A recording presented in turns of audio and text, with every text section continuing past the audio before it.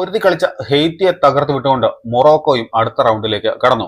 2-നെതിരെ 4 ഗോളുകൾക്കായിരുന്നു മൊറോക്കോയുടെ വിജയം. 2 തവണ പിന്നിൽ പോയ ശേഷം തിരിച്ചടിച്ചാണ് മൊറോക്കോ വിജയം പിടിച്ചെടുത്തത്.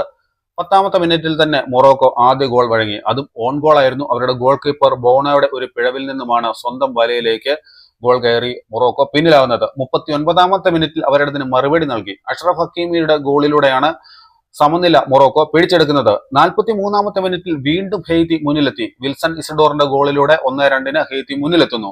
എന്നാൽ ആദ്യ പകുതിയിൽ തന്നെ മൊറോക്കോ അതിന് മറുപടി നൽകി. ഹക്കീമിയുടെ അസിസ്റ്റിൽ നിന്നും ഇസ്മായിൽ സൈബാരി ഗോൾ നേടിയതോടെ 2-2 എന്ന സ്കോറിന് ഇടവേളയ്ക്ക് വിരിഞ്ഞു. 78ാമത്തെ മിനിറ്റിലാണ് അടുത്ത ഗോൾ വരുന്നത്. ആദ്യമായിട്ട് മൊറോക്കോ മുന്നിലെത്തുന്നു. റിയാദിന്റെ അസിസ്റ്റിലൂടെ റഹീമിയാണ് ഗോൾ നേടുന്നത്. 89ാമത്തെ മിനിറ്റിൽ യാസിന്റെ ഗോളിലൂടെ 4-2 എന്ന സ്കോറിന് മൊറോക്കോ വിജയം പിടിച്ചെടുക്കുന്നു.